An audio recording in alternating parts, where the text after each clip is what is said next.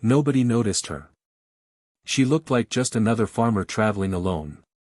But when both engines died at 40,000 feet and the plane started falling from the sky, she stood up. Her voice cut through the panic like a knife.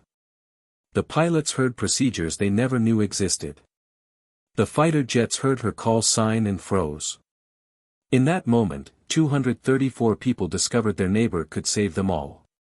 Before you watch full story, comment below from which country are you watching. Don't forget to subscribe for more amazing stories. Nobody looked at her twice. That was exactly what Emma Rodriguez wanted.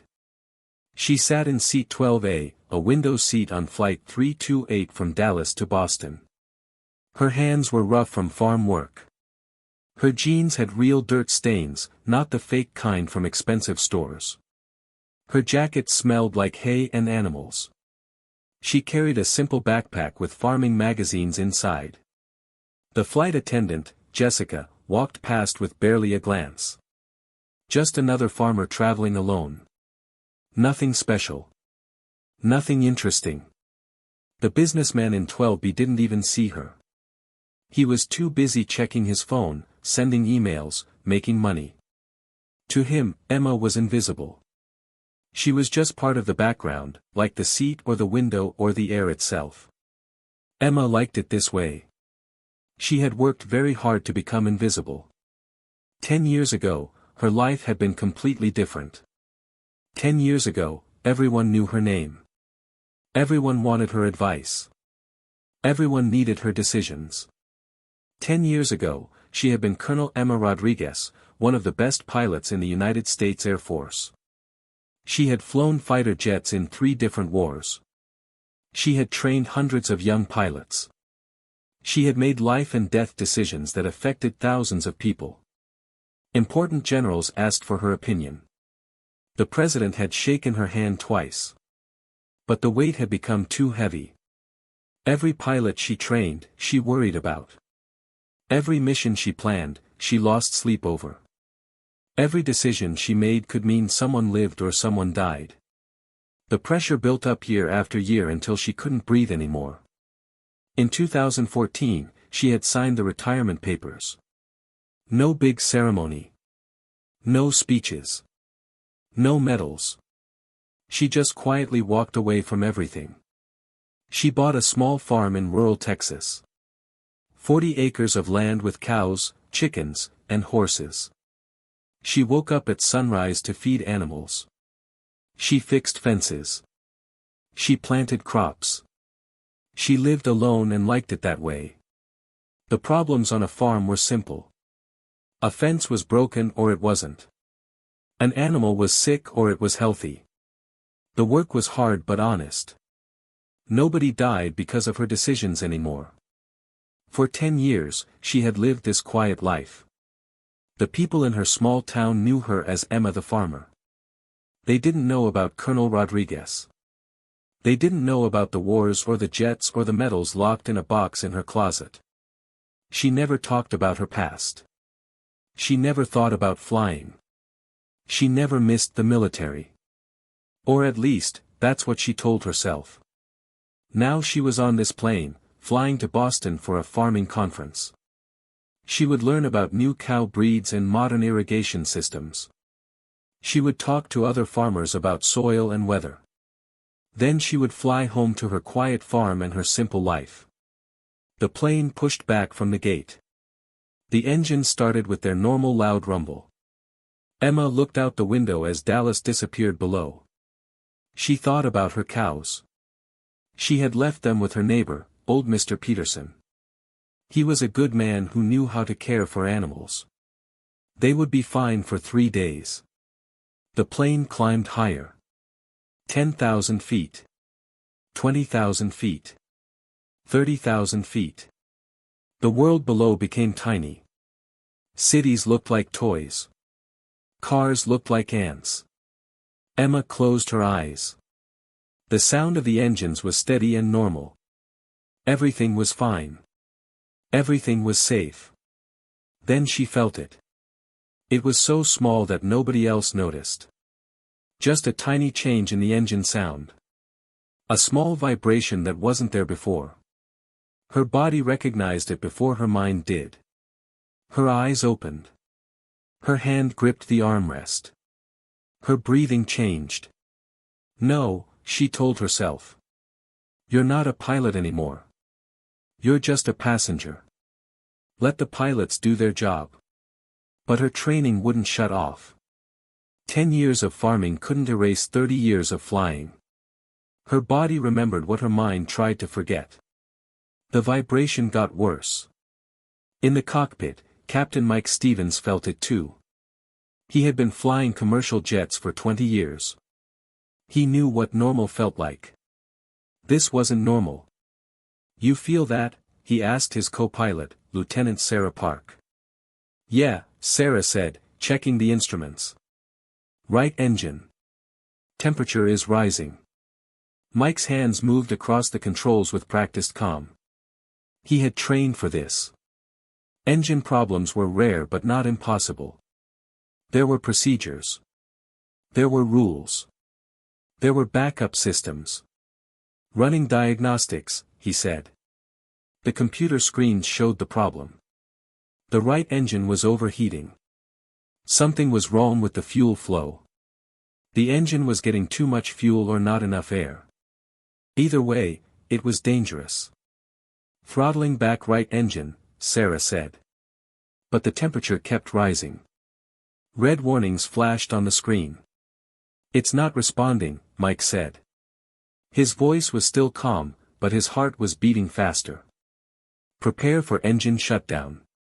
They followed the emergency procedures exactly. Step by step. By the book. Everything they had trained for. The right engine shut down. The plane jerked slightly. Passengers gasped. Some people screamed. But the plane kept flying. One engine was enough. Jets were designed to fly on a single engine. It wasn't comfortable, but it was safe. Engine 1 is shut down, Sarah reported to air traffic control. We need to divert to the nearest airport. Flight 328, understood, the controller responded. You're cleared to divert to Oklahoma City. Emergency services will be ready. Mike breathed a little easier. They had lost an engine, but they were okay. They would land in Oklahoma City. Everyone would be safe. This would be a story he told at parties. In the cabin, Jessica the flight attendant made an announcement. Her voice was steady and professional. Ladies and gentlemen, we've experienced a minor technical issue with one engine. The captain has decided to land at Oklahoma City as a safety precaution. Please remain seated with your seatbelts fastened. Everything is under control. Most passengers believed her. They were scared but not panicking. Single-engine failures happened sometimes. Pilots were trained for this. Everything would be okay. But Emma knew better. She could hear something in the left engine that nobody else could hear. A sound that was just slightly wrong. A rhythm that was just slightly off. No, she thought again. You're imagining it. You're not a pilot anymore. But she couldn't stop listening. Couldn't stop analyzing. Couldn't stop her training from taking over. The left engine was going to fail too. She didn't know how she knew. Maybe it was 30 years of experience. Maybe it was instinct. Maybe it was the same problem affecting both engines. But she knew it with absolute certainty. The left engine was going to fail, and when it did, 187 people were going to die. She sat frozen in her seat, having an internal war with herself. Let the pilots handle it. You're retired. You're just a farmer now. This isn't your responsibility anymore. But if she was right, the pilots wouldn't know what to do. Commercial pilots didn't train for dual-engine failure at 35,000 feet. It was too rare. Too unlikely.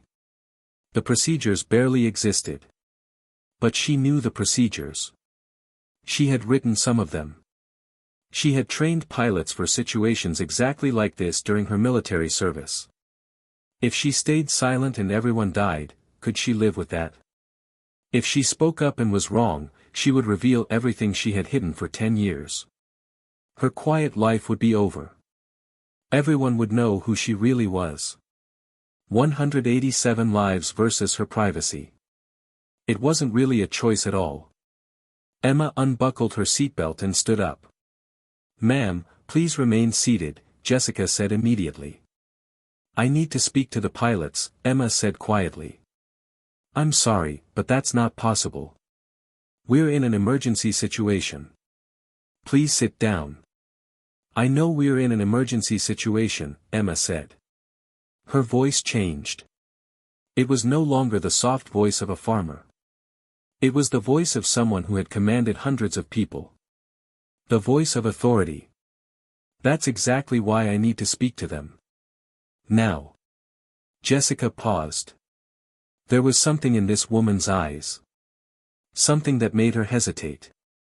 Before Jessica could respond, it happened. The left engine made a loud bang. The plane shook violently. People screamed. Oxygen masks dropped from the ceiling. The lights flickered. The left engine had failed. Both engines were dead. The plane was falling from the sky. The worst thing wasn't the screaming.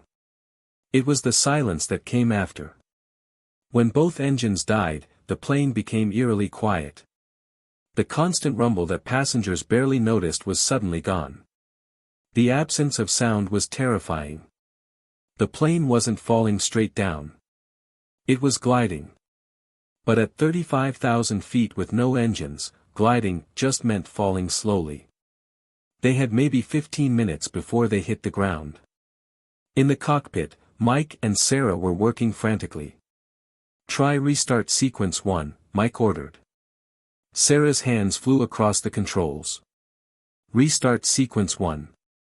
No response. Try sequence 2. No response. Emergency restart. No response. Both engines are completely dead." Mike grabbed the radio. "Mayday, mayday, mayday. Flight 328, dual engine failure at 35,000 feet. Both engines unresponsive. We are going down." The air traffic controller's voice was strained. "Flight 328, understood. Nearest airport is Oklahoma City, 70 miles east. Emergency services are standing by. 70 miles. They would never make it." Mike did the math in his head. At their current glide rate, they would be on the ground in 12 minutes. They needed 20 minutes to reach Oklahoma City. They were going to crash in a field somewhere in rural Oklahoma. 187 people were going to die, and there was nothing he could do about it. "Passengers and crew, prepare for emergency landing," he announced over the intercom. His voice cracked slightly. "Brace positions. Put your head down and hold on tight." In the cabin, pure chaos erupted. People were crying. Praying. Calling loved ones. Holding their children. Jessica and the other flight attendants tried to help people into crash positions, but it was almost impossible. Emma pushed through the chaos toward the cockpit. She wasn't running. Running would cause more panic. She walked with purpose, like she had done this 1,000 times before. A flight attendant tried to stop her. "Ma'am, you need to get in crash position." "I'm going to the cockpit," Emma said simply. "The cockpit door is locked." "You can't." Emma knocked on the cockpit door. 3 quick knocks, 2 slow knocks, 1 quick knock. It was a military code. A signal that only pilots with specific training would recognize. Inside the cockpit, Mike heard the knock pattern and froze. "Did you hear that?" "What?" Sarah was too busy trying to restart the engines. "That knock. That's a military emergency code. Who the hell is on this plane?" He opened the cockpit door. Emma stood there in her dirty farm clothes. But her eyes were completely calm. No fear. No panic. Just focus. Captain, I'm Colonel Emma Rodriguez, United States Air Force, retired. I have 30 years of experience in military aviation, including emergency procedures for dual-engine failure at high altitude. I can help you save this plane, but you need to let me in. Right now. Mike stared at her for exactly 2 seconds. He saw a woman who looked like a farmer. But he also saw something else in her eyes. The certainty of someone who had faced death before and survived. He had 2 choices. Follow regulations and die. Or trust this stranger and maybe live. Get in, he said. Emma stepped into the cockpit and her entire body language changed. The farmer disappeared. The colonel appeared. Her shoulders straightened. Her eyes sharpened. Even her voice dropped to a lower, more commanding tone. This was the woman who had led combat missions in 3 war zones. This was the officer who had trained over 500 pilots. This was the colonel who had received 2 medals for valor under fire. Sarah stared at her.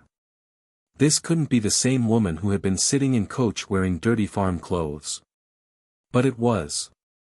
Report, Emma said sharply. Both engines failed 90 seconds ago, Mike said. We've tried every restart procedure. Nothing works. We're at 33,000 feet and descending at 2,000 feet per minute. We have maybe 12 minutes before ground impact. Emma moved to the instrument panel like she had been flying this exact aircraft for years. Her eyes moved across the screens with incredible speed, reading data, analyzing patterns, calculating possibilities. Her hands hovered over the controls without touching them. She was assessing the entire situation in seconds. Mike watched her work and felt a strange sense of relief. For the first time since both engines had died, he felt like maybe, just maybe, they had a chance. What's your fuel status before the failure? Emma asked. We were at 68% capacity, Sarah answered. Altitude when the first engine failed? 35,000 feet. Time between first and second failure? Approximately 8 minutes. Emma's mind processed the information like a computer. 8 minutes between failures. Both engines. Same symptoms. The pattern was clear. It's not mechanical failure, she said. It's fuel contamination. Look at these readings. Both engines failed the same way at almost the same time. That doesn't happen with mechanical failure. Something contaminated your fuel system. It's not mechanical failure, she said. It's fuel contamination. Look at these readings. Both engines failed the same way at almost the same time. That doesn't happen with mechanical failure. Something contaminated your fuel system. Fuel contamination. Sarah said. But the pre-flight checks. Can miss microscopic ice crystals, Emma interrupted. At high altitude, those crystals can form in the fuel lines and block the fuel flow. Both engines starved at the same time. That's why your restart procedures aren't working. You're trying to restart engines that can't get fuel. So what do we do? Mike asked. If they can't get fuel.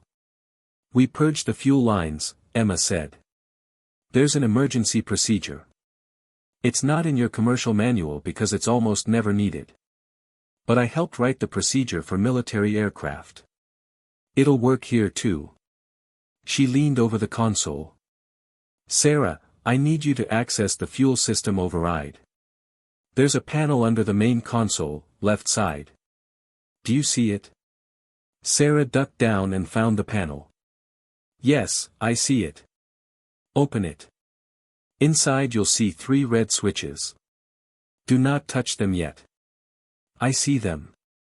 Mike, pull up the fuel system diagnostics. I need to see the fuel pressure in all lines. Mike's hands moved across the touchscreen.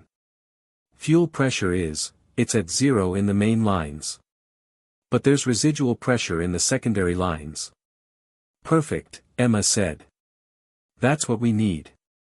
Sarah, on my mark, you're going to flip all 3 red switches simultaneously. That will open the emergency fuel bypass.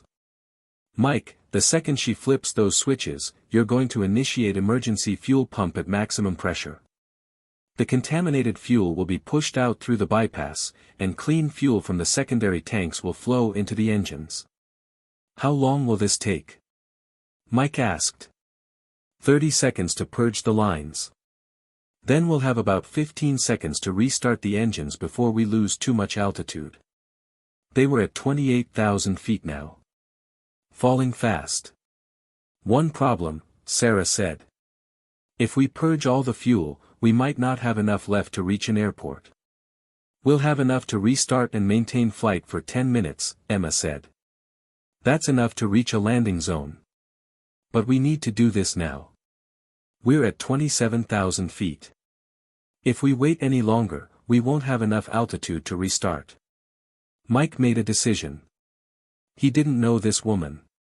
But she spoke with absolute confidence. She knew things he didn't. And they were going to die anyway if they did nothing. Do it, he said. Sarah, flip the switches, Emma commanded. Mike, be ready on the fuel pump. On my mark. 3, 2, 1. Mark. Sarah flipped the switches. Mike slammed the fuel pump to maximum. The plane shuddered. Alarms blared. Red lights flashed everywhere. Fuel lines purging, Emma said, watching the instruments with laser focus. Pressure dropping, contaminated fuel ejecting, clean fuel flowing, come on, come on. 20 seconds passed. They were at 24,000 feet. Fuel lines clear. Emma shouted. Start engine 1. Now. Mike hit the engine restart. For a terrible moment, nothing happened. Then the right engine coughed. Sputtered. And roared to life. The entire cockpit shook as power returned. The plane stopped falling quite so fast. Engine 1 operational. Sarah shouted. Start engine 2. Emma ordered. Mike started the left engine. It caught immediately. Both engines were running. The plane stopped falling and began to climb. They had done the impossible. They had restarted both engines after complete dual failure. But they weren't safe yet. Fuel status? Emma asked. 7 minutes at current consumption, Sarah said. Maybe 10 if we conserve. Nearest landing site? Emma asked. Mike checked the navigation. Oklahoma City is still 40 minutes away. Too far. We need something closer. What about small airfields? There's a regional airport 15 miles south. But the runway is only 5,000 feet. This jet needs at least 7,000 feet to land safely. We'll make it work, Emma said. Contact them. Tell them we're coming in hot with minimal fuel and damaged engines. We get one approach. One landing. We can't go around. Mike radioed the small airport while Sarah plotted the approach. Emma stood behind them, analyzing every detail. Flight 328, this is Stillwater Regional, a voice responded. We're clearing the runway now. Emergency services are standing by. Be advised, our runway is 5,000 feet with no margin for overrun. Understood, Mike said. This is going to be tight. Emma leaned forward. Mike, you need to come in fast and hard. Don't flare too much. We need to hit the ground as soon as we clear the threshold. Use maximum braking the instant the wheels touch. I've never landed a jet this size on a runway that short, Mike admitted. I have, Emma said. 17 times during military operations. Trust your training and listen to my instructions. We'll make it. They descended toward the small airport. Emma could see it through the windscreen. A single runway surrounded by empty fields. Emergency vehicles lined both sides. This was going to be close. Gear down, Emma said. The landing gear extended with a heavy thunk. Flaps to landing position. The flaps extended, slowing the plane. You're coming in too shallow, Emma said, watching the angle. Drop the nose 2 degrees. Mike adjusted. The plane dropped lower. Speed is 180 knots. Too fast, Sarah said nervously. It has to be fast, Emma said. We need the speed to maintain control. We'll brake hard on the ground. The runway rushed up at them. They were 500 feet above the ground. 400 feet. 300 feet. Steady, Emma said. Hold your approach. Don't change anything. 200 feet. 100 feet. The plane crossed over the runway threshold doing 170 knots, much faster than normal. Pull up slightly, Emma said.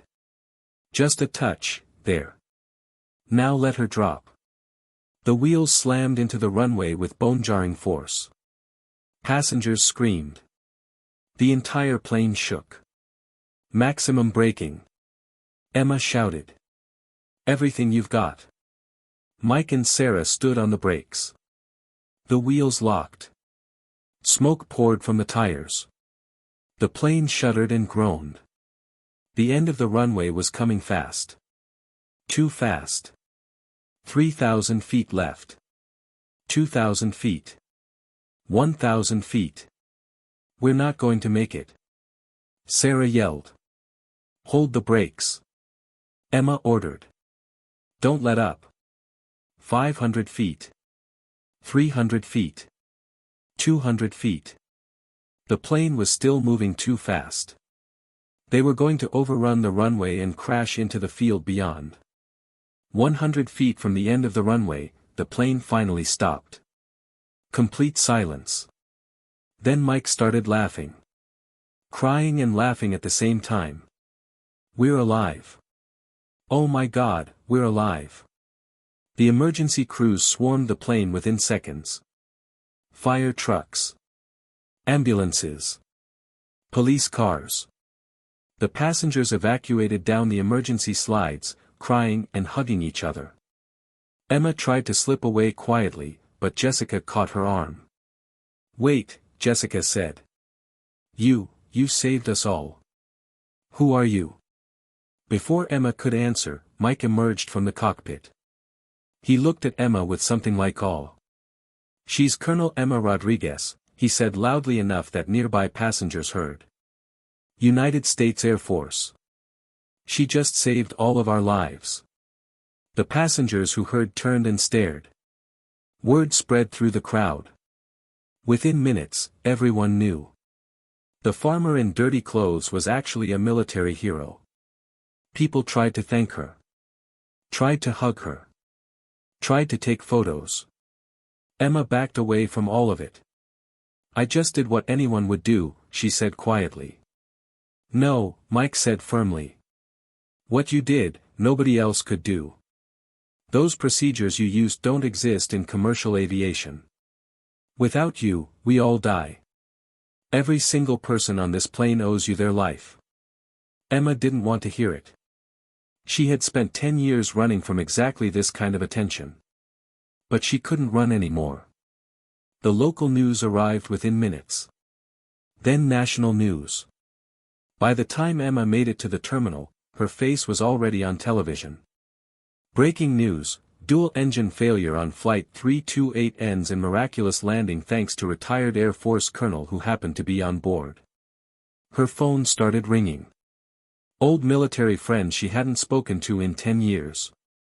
News organizations wanting interviews. The Air Force wanting to talk to her. Her quiet life was over. 2 hours later, Emma was sitting in the airport terminal, exhausted and overwhelmed, when 2 people in military flight suits approached her. They were young, probably in their late 20s. Both wore the distinctive patch of an F-22 Raptor squadron on their shoulders. These weren't just any pilots. F-22 pilots were the elite of the elite. The best of the best. They flew the most advanced fighter jets in the world. And they were standing at attention in front of her. They saluted with military precision. "Colonel Rodriguez, ma'am," one of them said. "I'm Captain Jake Wilson. This is Captain Maria Chin. We were flying patrol in F-22s about 50 miles from here when we heard the emergency calls from Flight 328. Emma looked up at them, confused. "Okay. Ma'am, we were monitoring all emergency frequencies when your Mayday call came through," Jake continued. "We heard your voice on the radio coordinating with air traffic control. We heard the call sign you used. Then we heard your name when the tower confirmed your identity." Maria stepped forward, her eyes bright with excitement. "Ma'am, the moment we heard Colonel Rodriguez over that radio, we knew exactly who you were. Our squadron commander talks about you all the time. You trained his training officer back in 2009. Your emergency procedures manual is literally required reading for every F-22 pilot." Emma's face remained neutral, but inside she felt something shift. She had thought her legacy ended when she retired. She had believed that walking away meant erasing her impact. But these young pilots proved otherwise. "We recognized your name immediately," Jake said. We just wanted to meet you. You're a legend in the fighter pilot community. The Rodriguez Rapid Response Protocol. That's yours. Every pilot in our squadron has studied it." "I'm not a legend," Emma said tiredly. "I'm a farmer." "With respect, ma'am, you're not just a farmer," Maria said. "What you did today was incredible. You saved 187 people using procedures that most pilots don't even know exist. That's not just skill. That's mastery." Jake pulled out his phone. "Ma'am, can we take a photo with you? Our squadron isn't going to believe we met you." Emma wanted to say no. Wanted to refuse. Wanted to go back to being invisible. But she looked at these two young pilots and saw herself 30 years ago. Eager. Dedicated. Wanting to learn from the best. "Sure," she said softly. "One photo." They took the photo, thanked her again, and left. But Emma knew what that photo meant. Within hours, it would be shared across every military base in the country. Within days, the whole world would know her story. That evening, Emma sat alone in a hotel room. The airline had given her a free room while they sorted out getting everyone to their destinations. Her phone wouldn't stop ringing. She turned it off. The silence was almost painful. For 10 years, she had lived in quiet anonymity. Now, within hours, that anonymity had been shattered completely. She walked to the window and looked out at the small Oklahoma town below. Streetlights flickered on as darkness fell. Somewhere out there, 187 people were going home to their families. Going home because she had acted. Because she had stepped forward when it mattered most. She thought about the businessman in seat 12B who hadn't even noticed her. Would he remember her now? Would he tell his family about the farmer who saved his life? She thought about the young couple in 14A and 14B, the honeymooners. They would have died today. They would never have had children, never have grown old together. But now they would. Because of her. She thought about Jessica, the flight attendant who had almost stopped her from reaching the cockpit. Jessica had hugged her before they left the plane, crying and thanking her over and over. All those lives. All those futures that almost ended. She had spent 10 years building a wall between her past and her present. In one afternoon, that wall had completely crumbled. Tomorrow, she would be famous. News organizations would camp outside her farm. People would want interviews.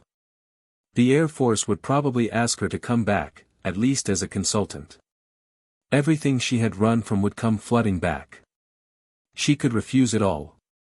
She could go home, lock her gate, and ignore the world. She had earned the right to live quietly. But as she sat there in the silence, she thought about the 187 people on that plane. Thought about the two F-22 pilots who had looked at her with such admiration. Thought about all the pilots out there who could benefit from what she knew. She thought about the weight she had carried for so many years. The burden of command. The responsibility for other people's lives. She had thought retiring would free her from that burden. But today had proven something important. The burden wasn't something external. It was part of who she was. She couldn't escape it by moving to a farm. She couldn't erase it by being invisible. Some people are born to lead. Born to teach. Born to make the hard decisions that save lives. She was one of those people. Running from it didn't make it go away. It just meant she wasn't using her gifts to help people. 3 days later, Emma finally made it back to her farm in Texas. Mr. Peterson had taken good care of the animals. The cows were fed. The horses were healthy. The farm looked exactly like she had left it. But everything had changed. There were news vans parked outside her gate.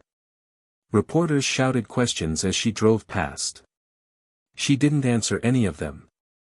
She went inside her house and closed the door. She sat down at her kitchen table and looked around at her simple life.